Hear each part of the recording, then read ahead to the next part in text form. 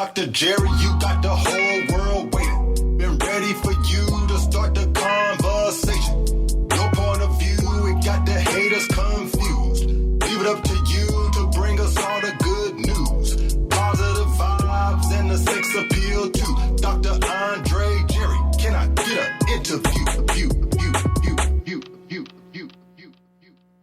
Good evening, everybody. Dr. Andre here, and thank you for tuning in to episode 8 of Live with Dr. Andre Jerry, one of the hottest new shows on the Artist First Radio Network.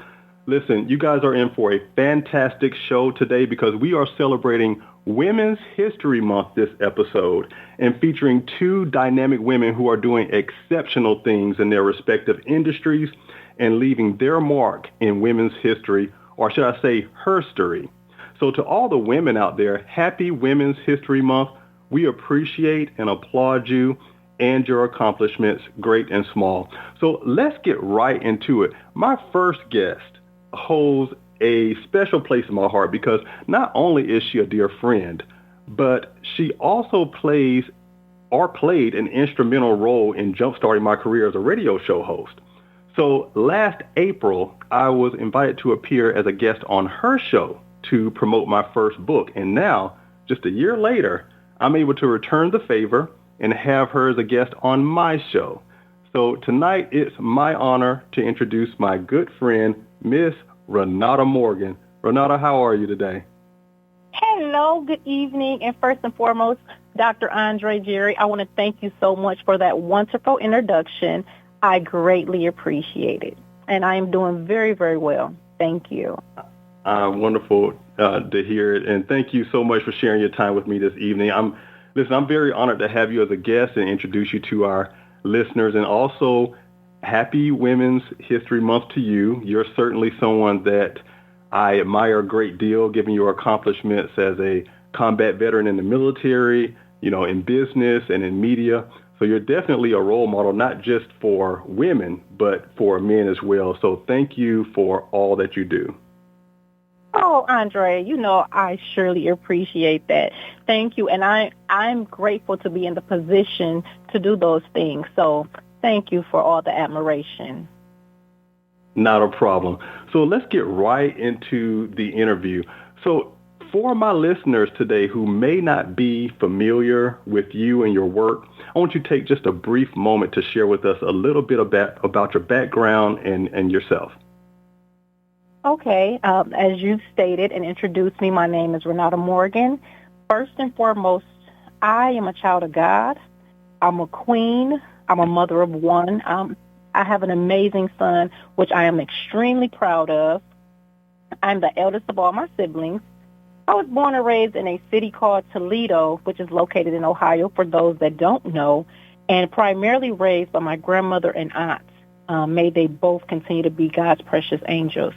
I don't take away from my parents being in my life. However, they were still young and trying to figure things out. So after completing my high school, I was also in high school very active. I was a cheerleader. I was in the band. I played the instrument of a clarinet. I ran track. I was on the National Honor Society. I was in the cotillion. So I stayed pretty active. Honor classes and the whole 9. Well, after completing my high school is when I decided to join the military, where I literally was only going to do 6 years. And somehow 6 turned into 20. And now I am here as a retired veteran, which leads me to my entrepreneurial lifestyle. And I am so, so grateful for the opportunities and the doors that God has allowed to open for me. So that sums up pretty much yes. Yes, amen. And thank you for sharing a little bit about your story to our listeners. I know they appreciate that. So your book, Transitioning from a Weekend to a War Zone, I've read it. It's a great read. And I love that it chronicles your transition from a civilian to combat veteran and just shares with the readers your journey as a young woman in the military. I definitely encourage our listeners to pick up a copy. You're currently on a book tour, right? Or are you on a bit of a hiatus? Well, I am still in a book tour, but right now I have a couple of things that I'm working on to where I have to take Just some time off of that because I'm working on something else. But, yeah, I'm still in the process of doing my book tour. That is correct. I just recently come from Washington and Oregon. And let me tell you something. They can keep those states, okay? Because that was I'm so serious. That was the whole reason why I moved from up north, because of the cold weather. And when I tell you, Andre, I mean, don't get me wrong. I enjoy my time there. I have an uncle that lives there. I enjoy my time with him as well. However, when I tell you it was so cold that, number one, my flight got delayed. And then, number two, my flight got canceled. And the only thing I wanted to do was get home so they can have those states. I don't think I'm going back there no time soon. You didn't fall out with the people. You fell out with the weather there, right? Absolutely. The weather it was. Yes. Yes. Not the people. Well, I know you've been all over the place. I know you have a specific goal in mind regarding your book tour. Can you let our listeners in on what your overall goal with your book tours are? Yes. So my goal for this year is to hit every state in the United States. So that's exactly what I'm working on, and I know I'm going to do it. I'm not going to say I think I'm going to do it. I'm already have it embedded in my mind that I'm going to do it. So it will happen. It will happen. Right now, I am currently at 34 states to date. So, you know, I know. I tell people, you know, sometimes I'm at these book signings, and I'm in states that I've never thought that I would be in. Because, you know, I mean, I don't know about you, Andre, but I know when I was in school and in history class, and we had to learn all 50 states, right? And some of these states, I'm like, I would never go to. What would I be doing in these states? I have no business there. But then I look up, and God has allowed me to travel these different states. I mean, when I say I just be in amazement, I am. I mean, I am so blessed to have, you know, to be in the position to do so and have the ability to do so as well. So, yes, that is my goal. Right. You definitely touch a lot of people when you're on these book tours and going from state to state.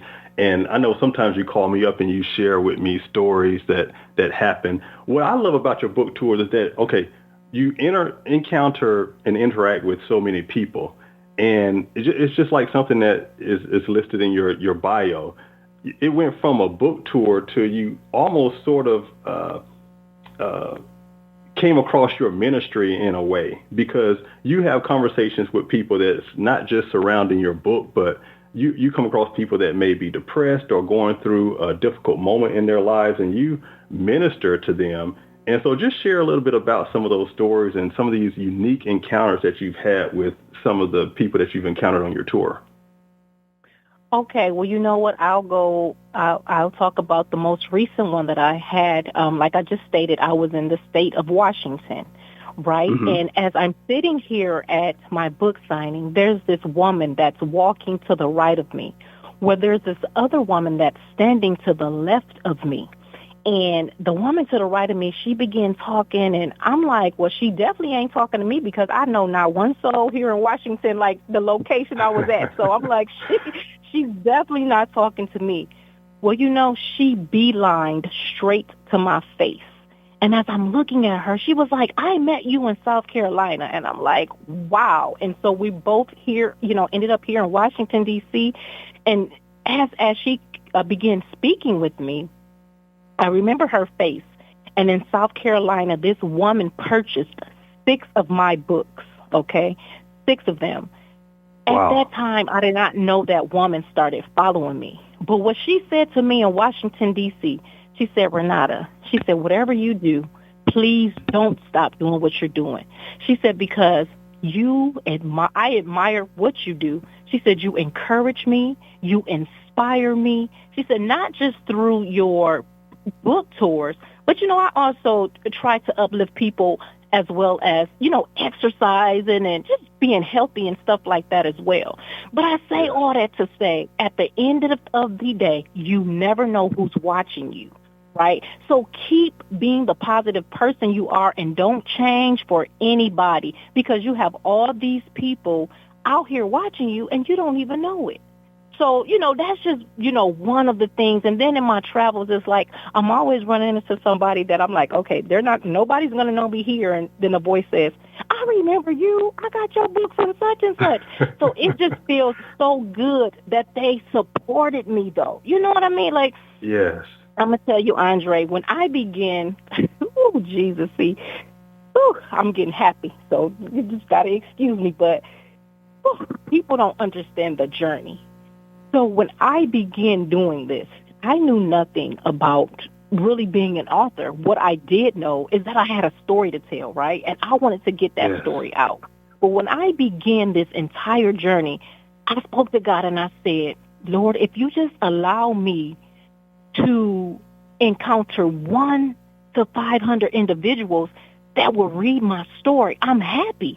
Because remember, I don't really know what I'm doing. I just know that I have a story to tell, and I want I want to share with these people. But Andre, oh, Jesus, look where I am now. I am a couple hundred books shy of 14,000. Do you hear me? Oh, my God. Oh, Jesus. You got that right, nothing but God. I am a few hundred books shy of 14,000. And that's why when you mentioned, yes, I still enjoy my book tours. Yes, I enjoy conversing with people. But at the end of the day, what God has allowed me to do was turn my story into my ministry. And that's what I do now. If people come to my table now and they don't purchase a book, guess what? To where what I used to be like, man, they don't want to. Why? I don't even question it no more. I don't get upset, nothing. Because what they will do is walk away with a piece of who I am, and that's what matters to me. So, yes, sir. There you go. I love it. That's God all day. And 14,000 books sold. And we're not talking about Amazon. We're talking about personally sold and signed, right? Absolutely. Absolutely. Just a few hundred shy of 14,000. Yep, absolutely. So that means this hand, my left hand, has signed those many copies. Yes. Yes. Oh, my God. And see, so I first encountered you at Robins Air Force Base when I was stationed at Robins. And, I love books. And so I wasn't not going to stop at your table. But what I admired from the get-go was how outgoing you were. And it wasn't until we later became friends that I realized I thought you were always this outgoing person. You actually told me that you were shy and reserved, and that wasn't your typical personality. So when people see you out and about and just being so, I almost call you a salesman bully, because you make people come to your table. You don't even ask. People like, sir, when you come back out of there, stop by my table. I'm like, look at her, bully. So it was just surprising to know that you weren't exactly the most outgoing person growing up, right? No, I was a bit of an introvert. Still today, I kind of stay to myself. But one thing that I had to learn, Andre, was becoming an author. See, nobody can tell your story the way that you can tell it. You see what I'm saying? I don't care who you are. Because we all have a story. That's one thing. That's we right. all have a story. And I always tell people it all depends on how you wish to tell that story, right? So nobody can tell it like you can tell it. So for me, I literally had to pray. I prayed to God and said, please allow my mouth to open to converse with these individuals in order so they can hear what I have to say. Because other than that, these people going to walk right past me, and I'm going to be looking dumbfounded like, okay, so nobody's interested in what, I have going on over here. So I tell people I literally had to pray, and that's what happened. And so now, like you said, I will stop anybody, everybody. I will spark up a conversation, and it'll lead to, if they engage in reading or, something like that. So I don't have any problems conversing with anybody anymore. So yes, I'm very happy about that. Yes, I love that about you, and I'm taking notes. So we talked about, so you said 34 states that you visited so far. Of those 34 states, which ones stick out in your mind? We know Washington and Oregon were cold. You're not feeling that. I think you currently just wrapped up a round, what you call a round robin in Georgia, where you go to all the various Air Force and Army bases in Georgia. But what states stick out in your mind on this tour? Oh, my goodness. I've been to some wonderful states, wonderful. So if I don't name one, please don't hold it against me. But I will say when I touched down in the state of Texas, this is what I will say about Texas. I was at Fort Hood, okay? Uh-huh. And it was my first time, and I think I've only been there once, but it was my first time visiting Fort Hood. And when I tell you, I normally order my books by the box of 100, okay? So I had already taken 200 books with me because you just never know how things will go when you're at a location. You just never know. What I will tell you, Andre, is not only, now I'm only there for a week, okay? Mm-hmm. Not only did I go through those 200 books, but I had to call and get a shipment expedited for another 200 books while I was in Fort Hood, okay? And then not only that, I had so many people that were just like, can I donate to you? Literally, I cannot make this up. And see, God is just so good, I'm telling you, because sometimes you don't witness this stuff until you really witness it. Like, you hear people talk about it, but until you actually witness it. I had this gentleman purchase my book.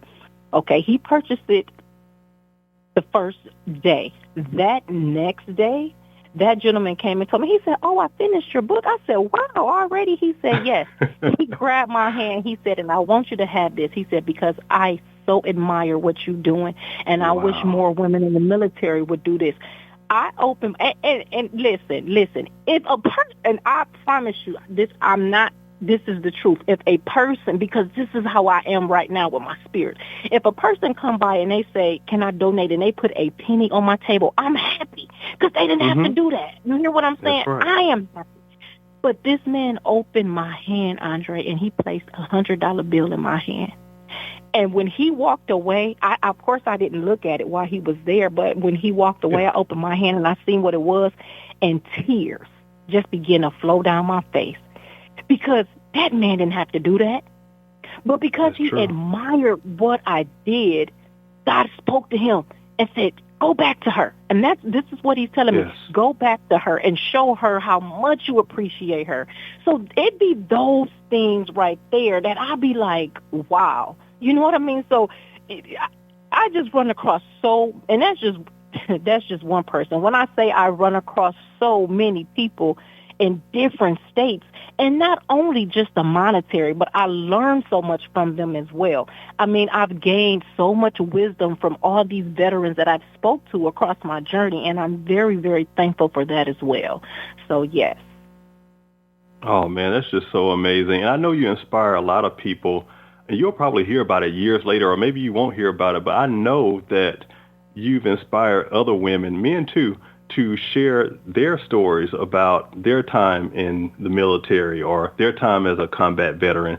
So many different stories that are just kept silent, not traumatic, or, some maybe traumatic, some, but I feel like we all have a story, particularly our women who are in the military. I feel like there are so many experiences that could be shared that would minister to others.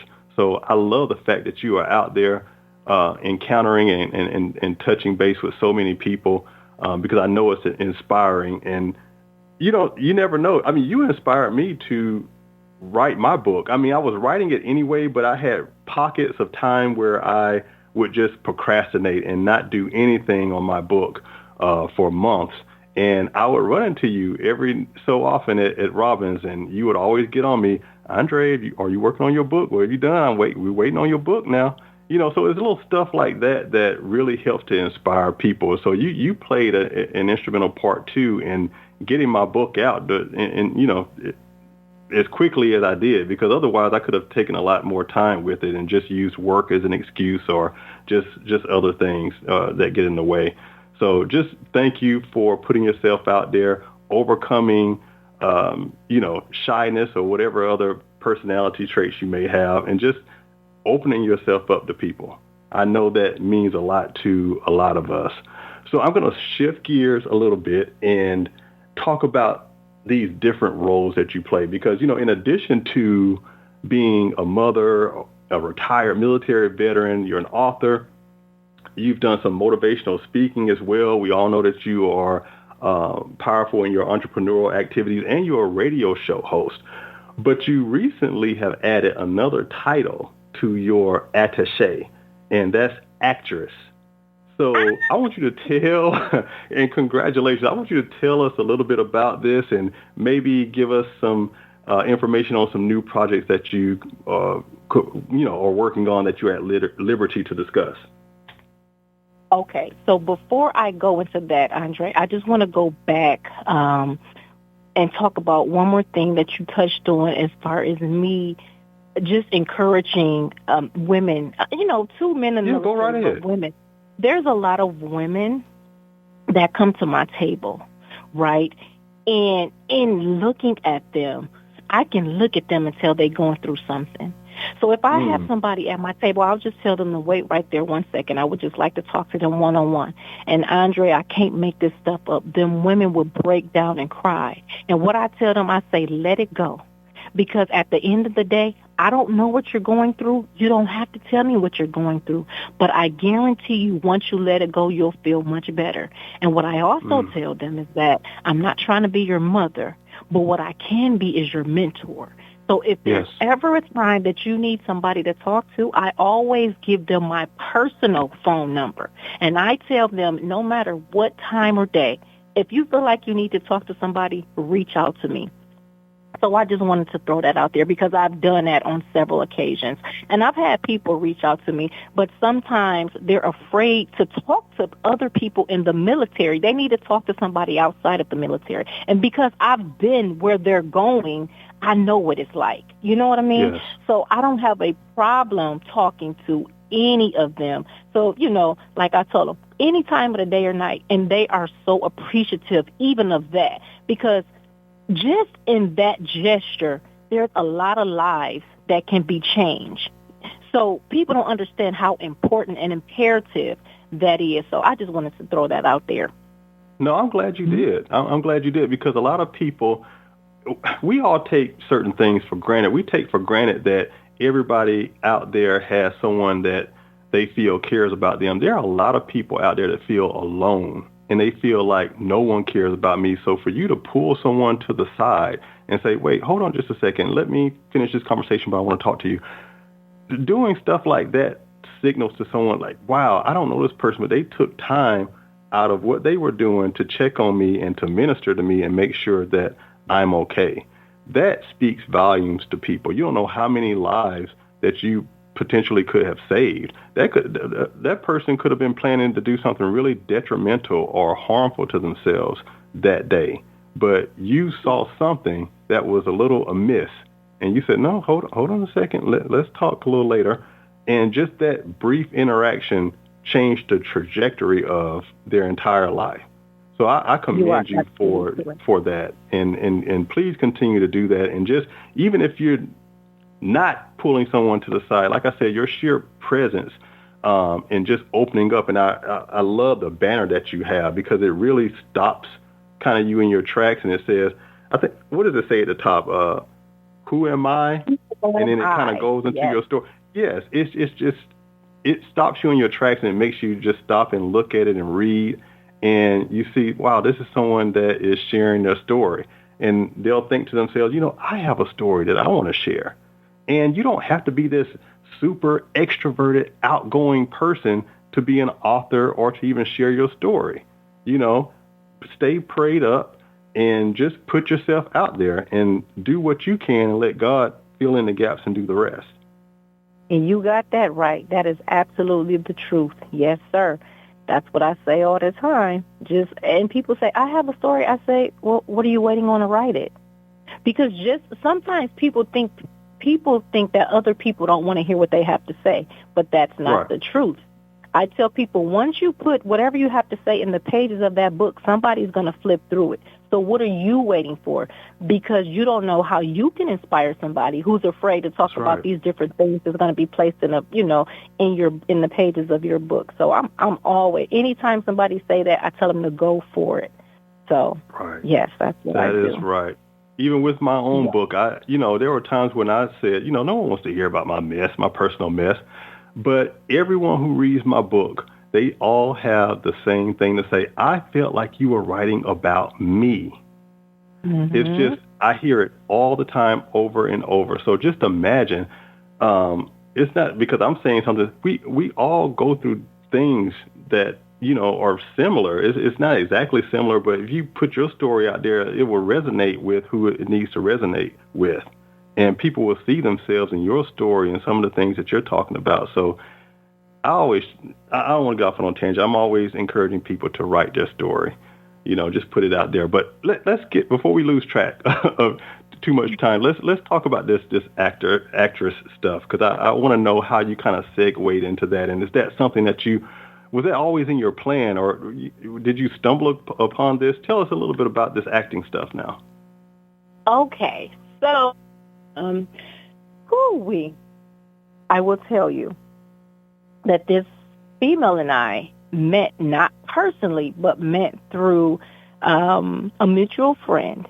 And what she does is she sends me certain things when things are going on, not just in the Atlanta or Georgia area, but in different states, right? So she had sent me something that Tyler Perry was doing, and he was actually looking for female soldiers. And I'm like, there's no way. Like, there is no way. Like, so as I'm looking over the criteria, I fill everything out, send my pictures in, all of this. So the email said they had 3 days to respond to me, right? And they didn't respond in those 3 days. So I said, you know what? Maybe it's not my time. Well, the night of the third day is when I received the text message asking me if I was still interested. And Andre, I cannot make this up. I must have read this thing over like 10 times. There is just no way. Because what I tell people is like hundreds of thousands of people, put in for stuff like this. But I am so grateful and thankful to be able to be, oh my goodness, play a role of somebody that I was for 20 years of my life, a female soldier. Yes. So, and to answer your question, I honestly, it wasn't that I didn't want to act, but I wanted to put together a movie for others to act in it. You know what I mean? Like, I didn't want to be an actress myself. Right. But what I say is, man, God is so good. God is so good because he will open these doors, and people don't understand the manifestation behind things. Because what I will tell you, Andre, is that even before me knowing about anything that Tyler Perry was doing as far as military movies goes, right? 6 months ago in my travels, that I post, certain places that I am, and I'm always thanking my supporters for that particular location that I'm in. So about 6 months ago, I started tagging Tyler Perry, Oprah Winfrey, and Michelle Obama. And 6 months later, that I'm standing in the room with Tyler Perry. You know what I'm saying? Man. How could, how else, I mean, manifestation. Oh my God. When I tell you, Andre, when I went to set, I didn't even think that he was going to be in there because I know Mr. Tyler Perry is very busy and he has a lot of things going on. So I'm not at no time thinking that I was going to lay eyes on him. But when I say this man was on set with us every single day, and for him to be just standing next to my shoulder, and no, I couldn't really speak to him, and that was perfectly fine. But what I tell people is that transfer of energy. People don't understand how strong that was when I'm standing next to this man and all the thoughts going through my head of where he's come from and how God has positioned him. So now I'm standing next to him and I'm like, oh my, like, it was unbelievable. It really was, like, unbelievable. I couldn't believe it, but listen, it was phenomenal, Andre, a phenomenal experience. So needless to say, listeners, yes, be on the lookout. Tyler Perry is coming out with a movie, and it's called 6888, and it is a true story about the women back in the World War II era. And it was about 850-something of these women, but they were an all-black, all-female battalion. So I'm just happy to say that I am fortunate, and God has placed me in the position to be on sets and actually just in the room with this man. And not only him, but there's others that I was in the room with as well. But you know how many people dream to be like, oh, I want to meet Tyler Perry. I want to meet Tyler Perry. And yes, I did say one day I want to meet Tyler Perry. But God made it happen so fast. Like, it was just like, oh, my God. Like, God, don't be playing. Not at all. Not at all. So, yes, I'm very thankful for that. So it's just, Andre, it's so many doors that has opened for me. And I'm telling you, I can't thank God enough. And I can't stress enough how thankful I am. But what I tell people all the time, and I know we have to wrap things up, is that I have faith. And I keep my faith day in and day out, because with that faith, God is going to give me favor. And I don't just have faith, Andre. I have electrifying faith. And I don't know if people understand what that means. But when I because I'm about to go off into something else, and I know we have to wrap things up. But you finish your thought, please. I would just say I'm so thankful, because people don't understand when them doors open, it's all about God's timing. That's number one. It's all about God's timing, because a lot of times we want things to happen on our time. And he said, no, that's not how things work. It happens when he's ready for it to happen for us. And so that's why I tell people, if you stay ready, you ain't got to get ready, because you never know what angle he going to come at you from. So just be ready for it. And so, I am just very thankful for the opportunities. I am very grateful for all my supporters. I mean, I just am. And I thank God for everything. So that's it. Well, I'm extremely happy for you. I was going to ask you about last thoughts that you wanted to give our listeners, but I think you just did. I think you just did that. I mean, your faith is, like you said, electrifying. It's just a testimony to the life that you live, and some of that rubs off on me as well. I mean, I think I'm a man of faith myself, but I mean, the faith that you have really is just outstanding, and just encourages me to rely on God and wait on God even more. So I appreciate you sharing this story with us. As you know, time flies when you're on the live radio, but I want to thank you once again for being my guest this evening and, helping me to celebrate Women's History Month. I hope you're welcome back anytime to give us an update on whatever it is that you're working on. So just thank you so much for your time this evening. And Dr. Andre Jerry, I most certainly thank you. And you have a wonderful evening. Same to you. Well, listen, everybody, Renata's book, Transition from a Weekend to a War Zone, is available for sale at BooksABrilliant.com and on Amazon. Also, come out and support the second annual Relevant with Renata event that's taking place at JC Venue Plus in Morrow, Georgia on April 15th. So for more info, check our show's webpage or visit BooksABrilliant.com. We're going to take a quick break, but when we return, I'll have another dynamic woman that I want you to meet. So stay tuned, and we'll be right back. Here comes an unprecedented event. It happens Saturday, April 15th, the second annual Relevant with Renata. Saturday, April 15th at JS Venue Plus. JS Venue Plus, 1355 Mount Giant Road in Morrow, Georgia. The second annual Relevant with Renata. Get ready for a night of soul, poetry, and a whole lot more. The second annual Relevant with Renata. This one's going to be live. Your entertainment. Get ready for Travis Malloy. Here comes Sharpay Screws, Boy OG Rocks, a.k.a. I Am Him. It's Marcus Liddell. Here comes Tracy the Rare Breed.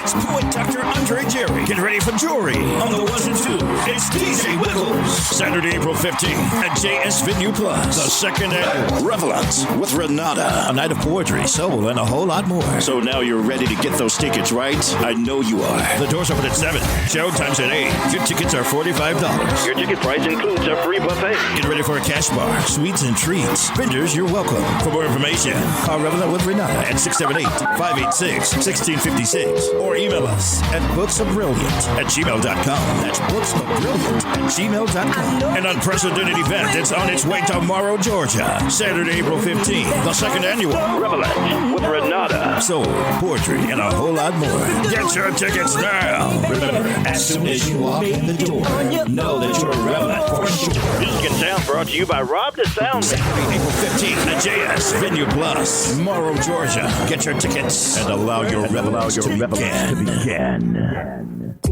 You're back live with Dr. Andre Jerry. Hey everyone, welcome back to the show. So if you're just tuning in, we're celebrating Women's History Month on tonight's episode by featuring incredible women who are doing outstanding work in their respective industries. So I was introduced to my next guest through a mutual friend and also through her inspirational posts on Instagram. She has an impressive background in numerous accomplishments in academia, most notably a PhD in education from UCLA with an emphasis in educational psychology, human development, and liberatory education. She's currently an associate professor of psychology and child development at California State University, Stanislaus, and also a public speaker and transformational coach and consultant that specializes in diversity, equity, inclusion, and social justice. Please help me welcome to the show, Dr. Aletha Harven. Dr. Harven, welcome to the show. Hi everyone. Thank you so much, Dr. Jerry, for having me on the show today. And thank you so much for that. Oh, no problem. It's my pleasure to have you on the broadcast. This is exciting. This is a treat for both me and the listeners. So, yes. Listen, I know I gave our listeners just sort of a brief interview of your background, but I'd like for you just to share a little bit more about yourself, just to give our listeners some insight into who Dr. Aletha Harven is. Absolutely. So, like you said, I did earn my PhD in education from UCLA, and I did emphasize, or my degree emphasis is in educational psychology. So I focus on what's happening among students within schools. So I focus a lot on their mental health, their psychological adjustment, their psychosocial adjustment. It's all really interesting to me to see how school contextual factors like teacher behavior, teachers' pedagogical practices, just what's happening within the school context can impact students' functioning, right, their mental health. And so also in thinking of educational psychology, I am a motivational scholar, so I like to focus on student motivation, and this is why I do have just a more general focus on achievement motivation when I work not only with students but with educators in general. And like you said, I do have a very strong background in human development. I focus a lot on child and adolescent development in particular. And then, yes, I have a social justice focus with all that I do as well. So I love what I do. It all intersects, because I'm all about addressing issues that impact diverse groups of students, but also diverse educators as well, because if our educators who are working with our students are in a good mental space, right, if their mental health is good, if they feel supported, if they feel a sense of belonging, then it's easy to show up in a very positive way for their students. So I like to focus on both students and educators and what's happening within the classroom. Oh, and that's also wonderful. Yes. And you did mention how I'm a public speaker and a transformational coach and consultant. So, yes, I do focus on DEI. That is huge right now, but it's something that I have been trained in really well. And it's, I definitely believe in diversity, equity, and inclusion. And there are so many different ways that not only educators, but people who are not in education and other industries can really step up to the plate and ensure that their place of work is carrying out a DEI agenda that's truly effective and transformational. Also, because I am a motivational scholar, I speak a lot and do a lot of consulting and coaching in the area of achievement motivation. So that's why you'll see a lot of motivational, quotes and just material on my Instagram page. And then wellness is really important to me as well. And that goes hand in hand for me, at least with mental health.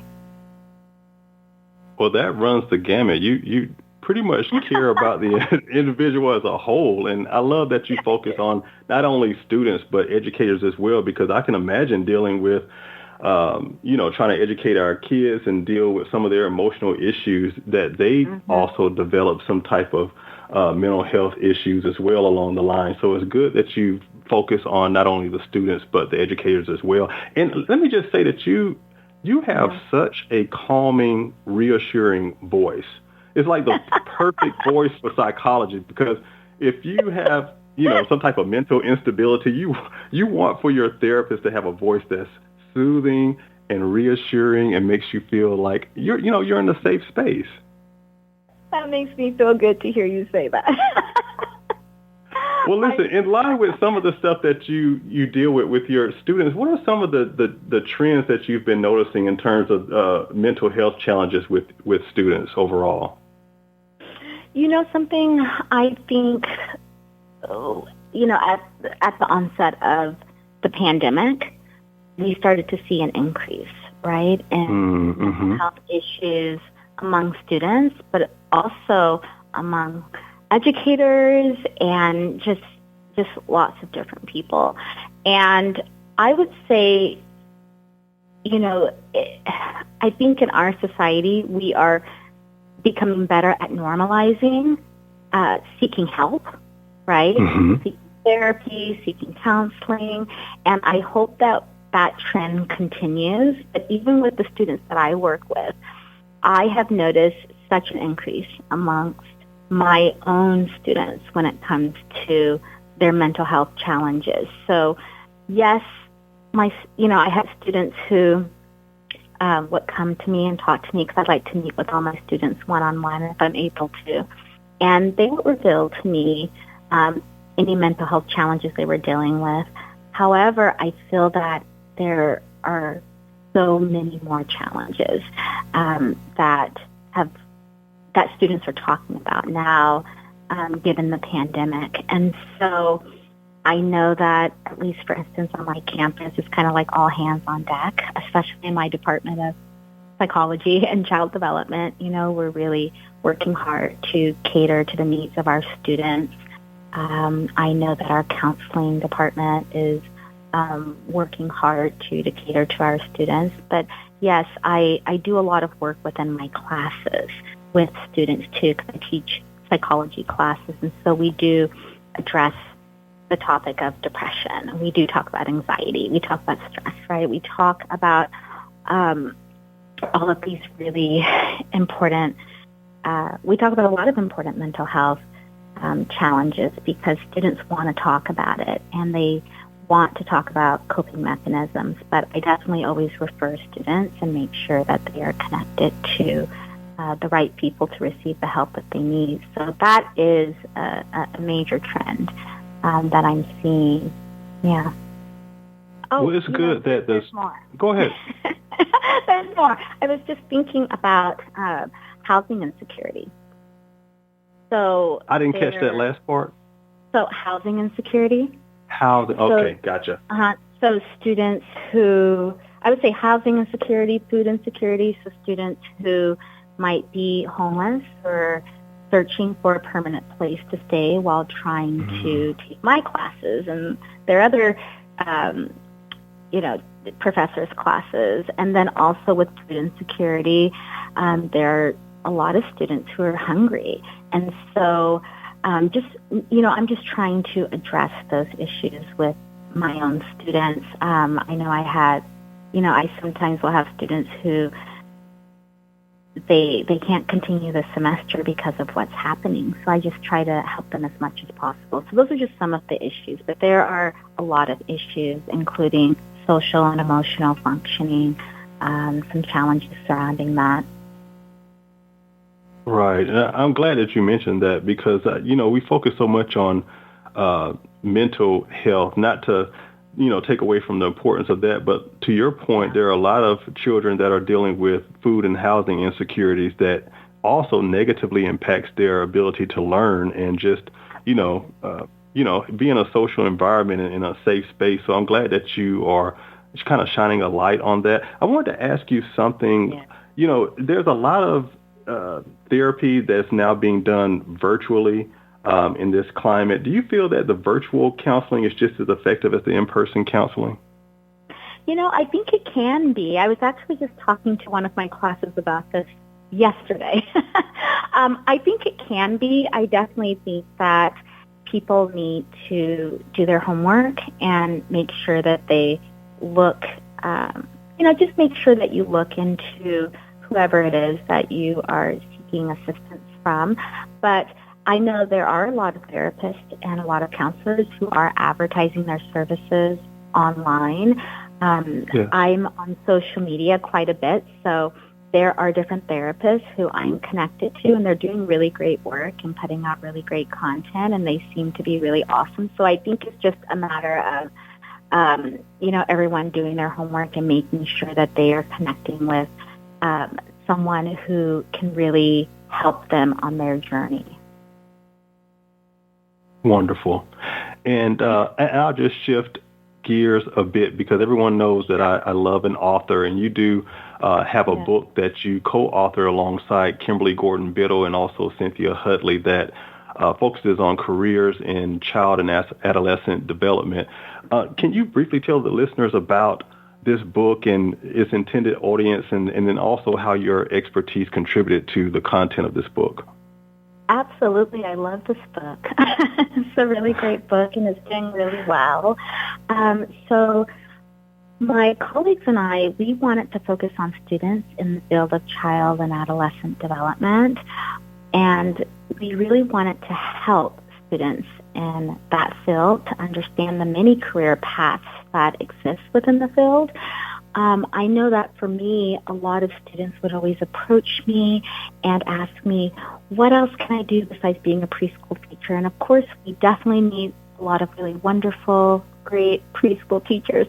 But I know that students, they do want to know what else is available to them because sometimes depending on what program they're in, there may be a stronger focus on being a preschool teacher and not necessarily on some of the other careers that they can have. And so my colleagues and I came together because we have been experiencing this for a while, and we said, let's write a book because we noticed that there, as far as we could see, there were no other books that existed that were specific to child and adolescent development and really exploring different career paths. So this is really the first book of its kind, and we're really proud of it. And I think this is why it's doing so well, because so many people are interested in learning about different career paths that they can take. And so my colleagues and I, we leaned into our own knowledge on a variety of different careers in this field, and we conducted expert interviews and also posed questions for the readers to consider in thinking about, what career they may want what career they want to adopt within child and adolescent development. So, for instance, if, let's say, a reader was thinking about developing children's toys, right? That's something that they can do. Or if they want to work with organizations that are focused on children with terminal illnesses, that's a particular path they can take. Or if they want an administrative position, right? That's a possible career path. So there's just different types of careers, and we're really happy with this book. I like it. So yes, it's a book that we definitely are encouraging students to purchase and read, but also it's a book for anybody who is interested in working with children, adolescents, and families. I love it. So really it's about career trajectory and offering different options in the adolescent development career field and people who are in adjacent career fields that may be not lost, but just need some direction in where they want to take their career or how they want to broaden their career, so to speak. So, yeah, I think that's definitely a great book.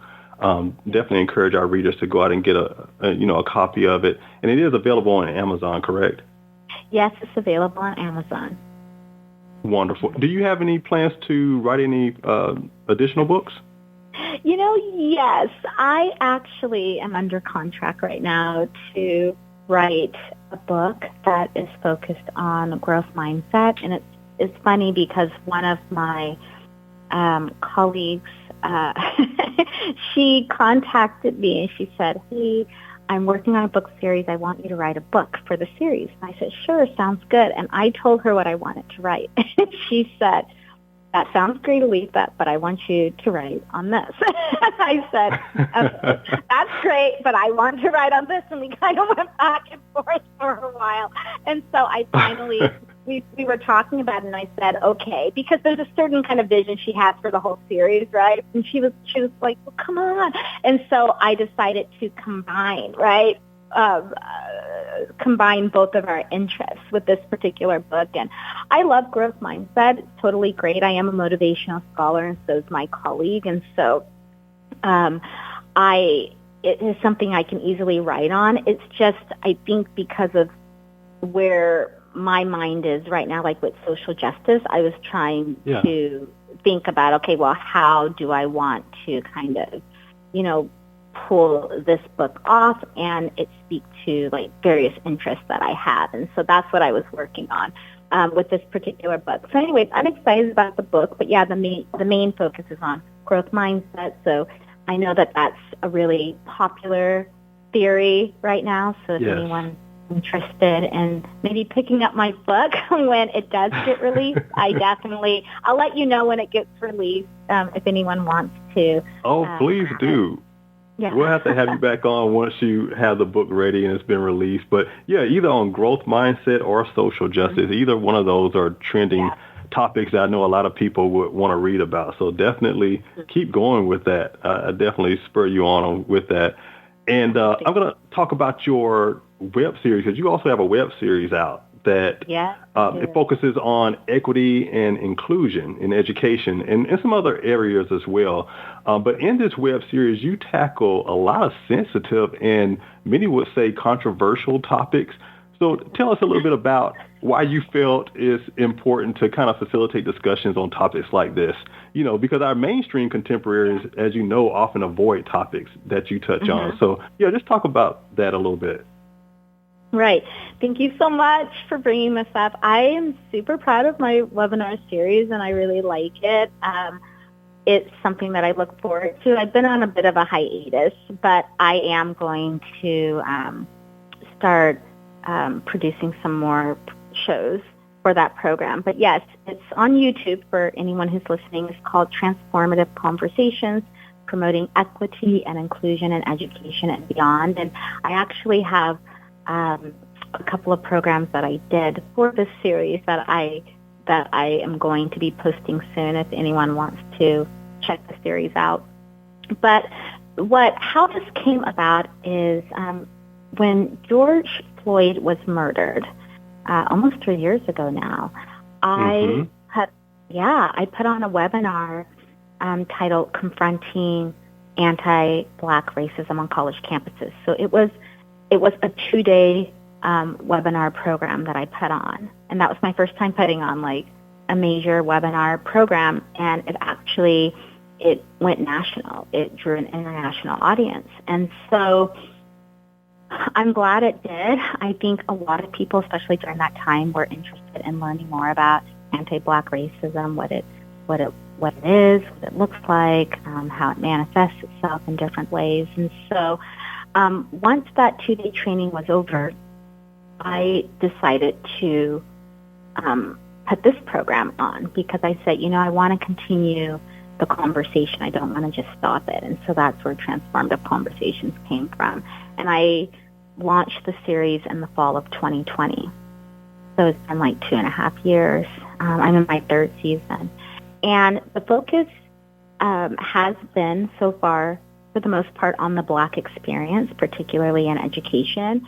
And again, that's because, I had the 2-day training on confronting anti-Black racism, and so then I just kept moving forward with discussing the Black experience.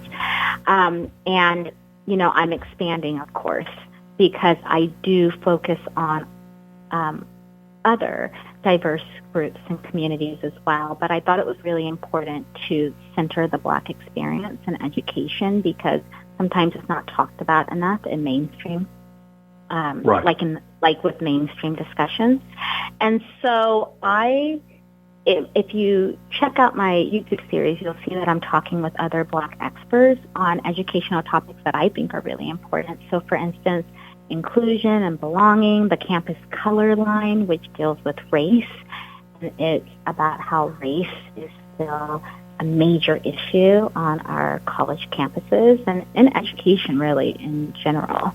And something with thinking about that, right, about systemic racism and how race is still impacting so many different people. I noticed that a lot of times the conversations about what's happening, let's say, on college campuses focus on students, which is great. That's wonderful. We should focus on students. But sometimes there is not enough of a focus on what's happening with faculty and staff who are Black and who may be from other marginalized communities. And I think that's really problematic. Yeah, because I think of myself. It's like, okay, if I'm not well, then I'm not going to be able to show up for my students. So we do need to focus on me. We do need to focus on my unique experiences. We need to focus on the unique experiences of other Black faculty and staff and faculty and staff of color. It's super, super important. And it's just not about our students. Our students are important, but it's about everyone else who is functioning on a campus, right? And so I am expanding my focus, of course, to other marginalized groups than I have. I've had a couple of talks that have focused on Black and Jewish relations. And I do want to make a note that, yes, there are people who are Black and Jewish. The last conversation that I had was at the end of November, beginning of December, and it was a 3-day event for my series. And the focus was on Kanye West and Kyrie Irving and everything that was going on surrounding the two of them.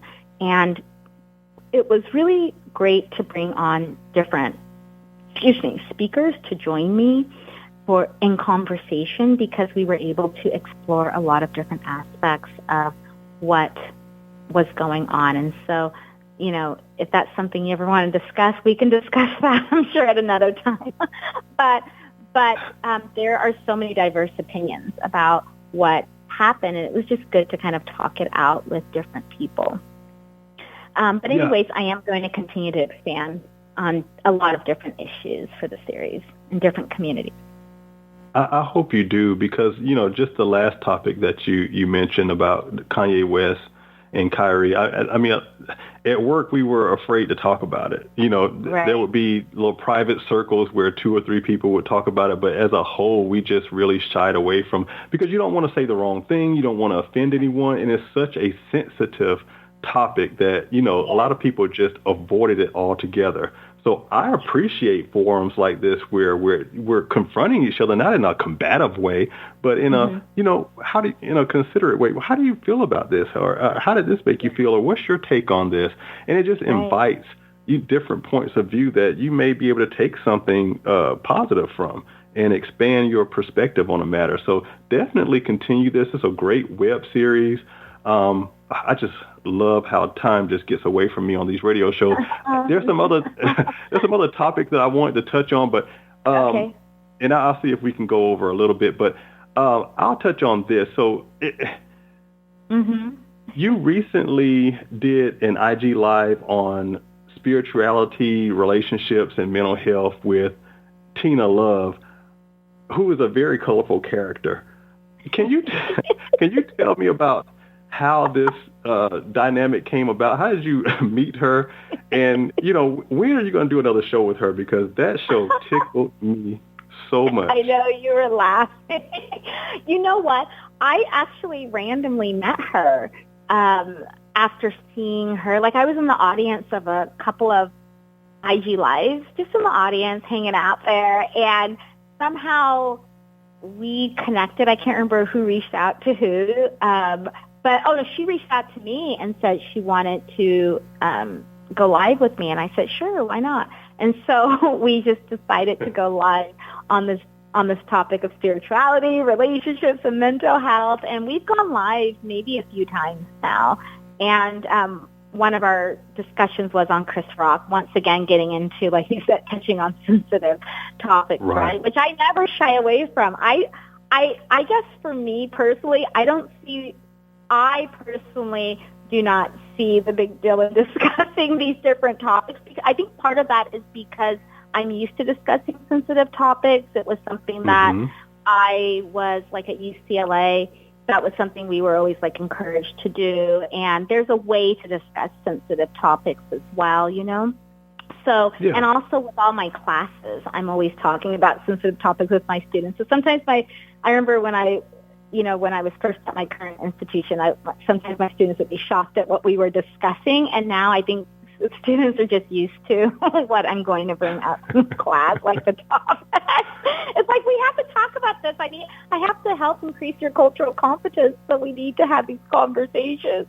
But anyways, yeah, she and I had a really good conversation. And, honestly, most topics that I discuss, whether it's spirituality, relationships, mental health, like what Tina and I were discussing, it's all related to the work that I do, because I know for me, I'm always checking in with myself, checking in on my own mental health. I always am coming from a very spiritual place. I'm a Christian, a proud Christian, and so for me, I'm always thinking about my own Christian values, and I let that lead the way often. So I do consider myself to be spiritual in a lot of different ways. So it's just a good discussion we were having. But yeah, I know she's a very colorful character, like you said. She's very funny. I just loved it. And I love that you're open to having conversations with people from different backgrounds. I mean, because if you're just talking amongst your colleagues or, fellow educators or what have you, I mean, those can be great discussions, but then you're also limiting the perspective a bit. But when you kind of broaden out and get people from various backgrounds, it can really enlighten the conversations significantly. So I love that you were open to that, and the dynamic between you two, it was just funny, because she would say something like completely inappropriate, and you would kind of smile and laugh your way through it. It just tickled me for some reason. But when you have another one that you're about to do, just send me a note so I can make sure I block out the time, because I was definitely enthralled with that. Well, I was trying to stay professional with what she was saying. I was like, Right. That's what made it funny. But listen, so I got word from my engineer that we can go over a little bit. So I'm going to press with a few more of my questions, because I wanted to touch on feminism a bit, because this is a topic that even for me, I don't feel like I fully appreciate it as much as I could. So in one of your recent posts on social media, you were commemorating Women's History Month, and you quoted an excerpt from Feminism is for Everybody by author Bell Hooks. And I'm going to read it in a second, but what I loved about this quote is that I feel as though it encapsulates the essence of what the feminist movement is all about.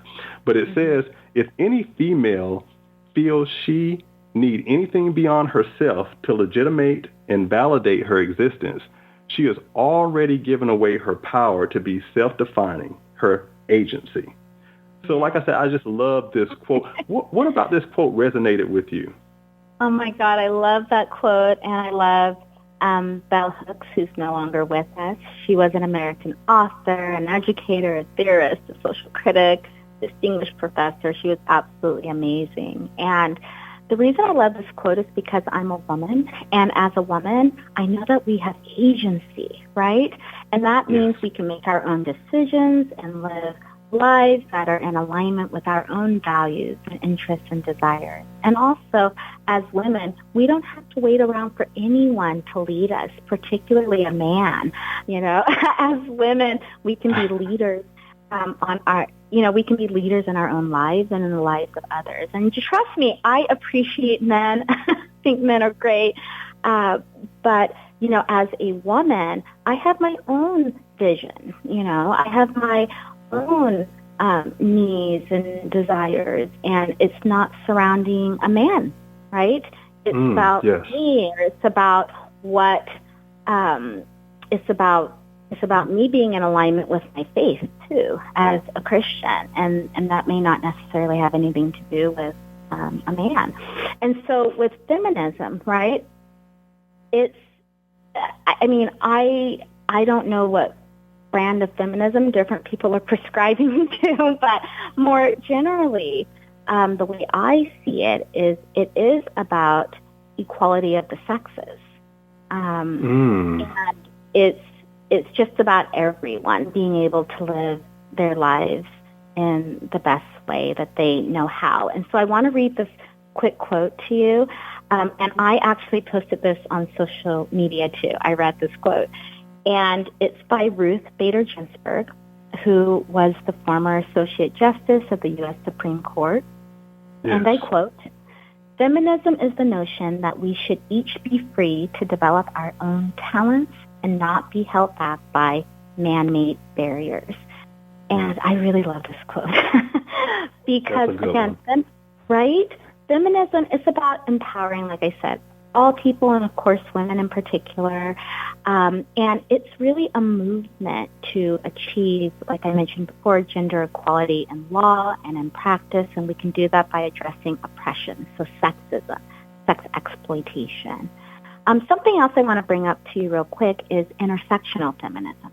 So that's been talked about, or that's being talked about more and more, and so this is about addressing the overlapping or even intersecting, right? So overlapping and intersecting nature of different forms of discrimination. So for instance, sexism, racism, classism, right? How do all of those come together to, affect different communities of women? And so an example would be, I'm a Black woman, right?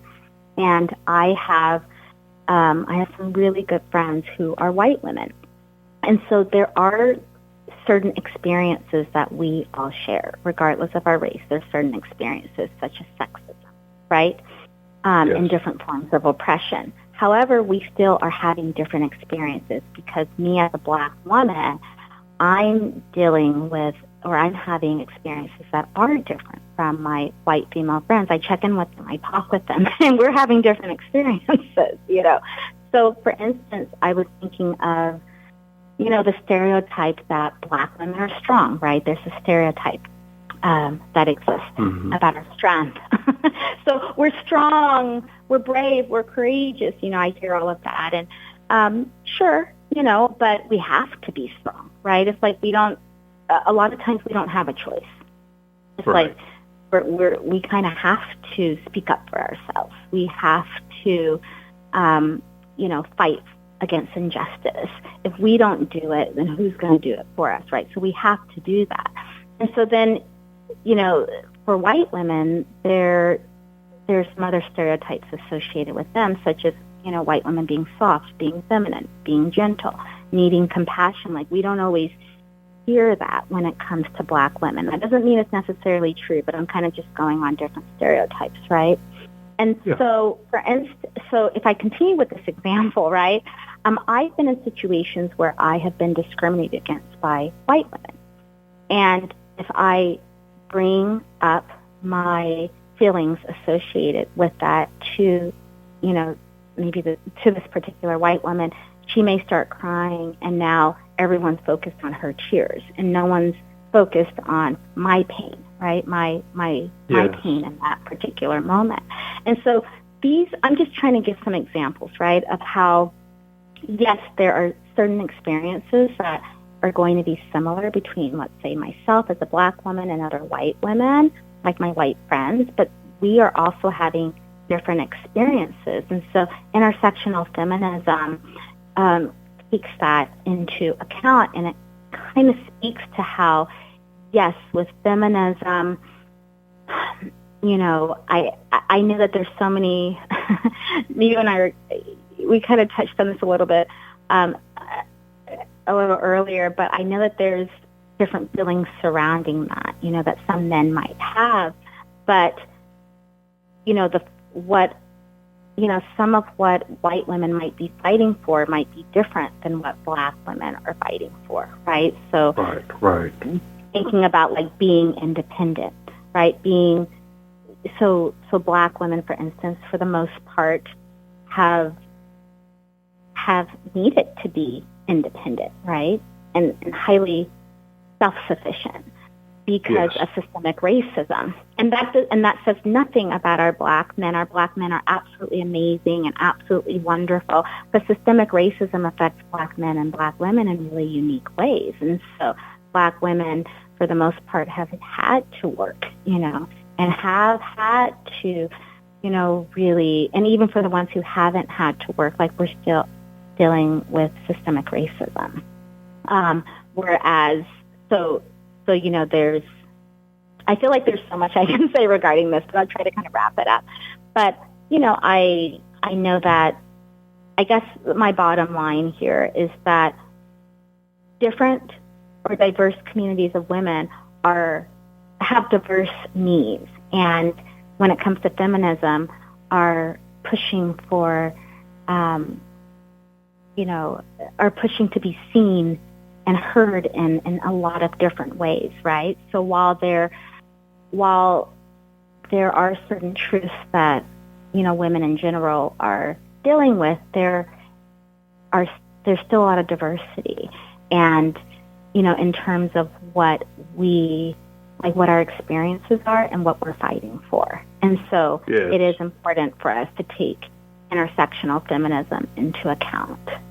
I'm glad that you touched on intersectional feminism because it challenges that perspective that I know a lot of black men have, and I even had it, you know, in my 20s that, you know, feminism is a white woman issue, and you know, we didn't exactly view it as a cause that black women in particular should be taking up. But you know, what you said about intersectional feminism, it does challenge that notion. So I'm glad that you talked about that a bit, because I feel like it will help enlighten that perspective of feminism as a whole to a lot of people who don't fully appreciate what it encompasses. So I'm glad that you mentioned that. Can I bring something up to you real quick? Go right ahead. You've heard about it. It's been going on online. So you're right. There have been some interesting conversations I've been a part of where, and again, this is not all black men, right? But there have been black men who have talked about, have you heard of like passport bros? I don't know all the details surrounding What is it? It's apparently this community called passport bros. Have you heard of this? This is like online. Apparently, vaguely, this is a big I've heard thing. of passport bros, but right. Enlighten me. What is it? Yeah. Well, no. You know what? I'm learning too. So it's. I've been hearing about it more recently online. It sounds like it's been going. This has been kind of it's a community that's been growing. But basically, it seems like there's this growing community of men, and I think this is how they're referring to themselves, as passport bros. And like, just like you, I vaguely heard about it, but I'm hearing about it more and more the more I'm online. And basically, it's a group of men who are saying that feminism is the problem, and feminism is what's ruining the black family. Like, this is what I'm hearing. And I'm hearing this straight from, like, the men's mouths who are a part of this community. And again, I'm just going off of what I'm literally hearing when I'm attending different discussions that are occurring online. But what's interesting is at the same time, a number of these men, what's happening is they're using their passports and they're going overseas, and they're going to countries like the Dominican Republic, for instance, and they are engaging in what many are saying looks like sex tourism, and even sex exploitation. And that doesn't mean that's what all the men are doing. There are men who are apparently going over to other countries to marry a woman from overseas because they're saying that the women here in America are into feminism and they don't want any part of that. And so I find it all to be problematic in general, And again, this isn't all men. This is not, this is like a group of men, and and it's a growing group of men, and it seems to be a trend, what's happening, and I'm kind of reading about it a little bit more. But I do find this problematic because on the one hand, we have this group of men who are complaining about feminism here in America, but are going overseas and engaging in behaviors that I think are questionable when it comes to the women in some of these other countries. And I think this might be coming out of not fully understanding feminism. I don't know what's really going on, and I don't think I want to speak beyond what I currently know, but this is what I currently know. Apparently there have been some articles written about it too. Right. No, I'm giggling a bit because I'm listening to you, but I'm also Googling passport bros as well, just to get an understanding, because I'm like I said, I was vaguely familiar with this terminology, but what I have here, it says the passport bros are men who have chosen to seek out foreign women, typically from other countries, for relationships. They believe that Western women have been influenced by cultural and societal pressures to behave a certain way. And so that spurs them seeking out foreign women. Doesn't necessarily say for sex. I know that goes on too. I think that's a whole separate issue, the sexploitation of foreign women. Right. Yes. But from this definition and it may be a limited definition, I'll definitely do some more research on it, but it tends to be more of a school of thought that, hey, there's a issue with westernized women in terms of, the feminism type thing and not really being in line with the traditional role of a woman in a relationship. So I think it's more along those lines and less so about sex. But I'm actually glad that you brought this up, because this would be a great conversation to have with some friends of mine who I think may fall into this category. Truthfully, even I share some of that sentiment that westernized women are a little bit more difficult to court, so to speak, and not placing all Western women in a box, but certainly a lot of men share that school of thought. So I think that's a perfect topic for your next web series. I'd actually like to be a part of that. That's a good idea. That's actually a really good idea. Great topic of discussion, because because I'm kind of scared talking to you about it, because it's just one of those topics that, oh my God, I don't want to fall out. I don't want to have a difficult conversation, but this is stuff that we need to talk about. It needs to be talked about, seriously. I think we both need to do some independent research on it, get more knowledgeable about it, and highlight it. I think it's a perfect topic for a web series. So I'm actually glad you brought it up. Perfect. And one last thing I want to say, just really, really quickly, is, because I want to make it clear to the audience, this particular community of men is something that I am still learning about myself. So when I brought up like sex tourism, for example, or sex exploitation, do I think that there may be some men who are engaged in that? Yes, but I don't know 100% sure, but that is that's one of the conversations and one of the more critical conversations surrounding this. But yes, all the men who are part of that community may not be doing that. I was just bringing that up because that's one of the critical conversations that's occurring. But I want to make it very clear. I'm not saying that all the men who are part of that community are even engaging in that, because that is highly problematic. But but another really problematic conversation surrounding it is who makes up that group, and a lot of the stereotypes about women that are associated with that, and Black women in particular.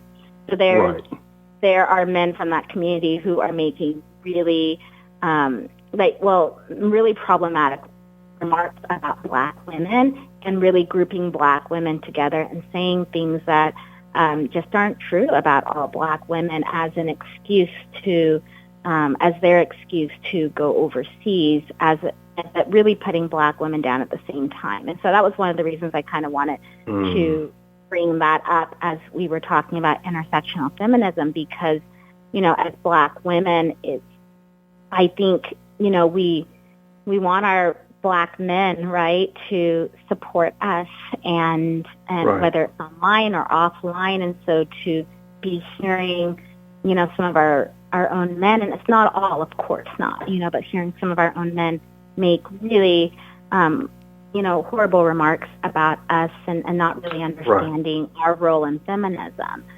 is hard to hear. I agree. It's time to have the conversation, because I do see a great divide coming in that area if we don't sit down and have these difficult conversations and enlightening conversations on topics like this. It's just going to further divide the community. So I'm a big proponent of talking more about this. So glad you brought this up, because this, like I said, is a worthy conversation.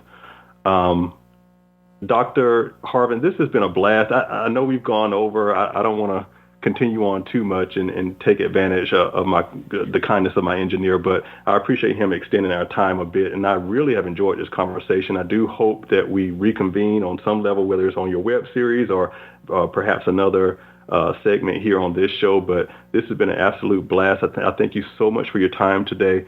And again, happy Women's History Month to you, and I look forward to connecting with you soon.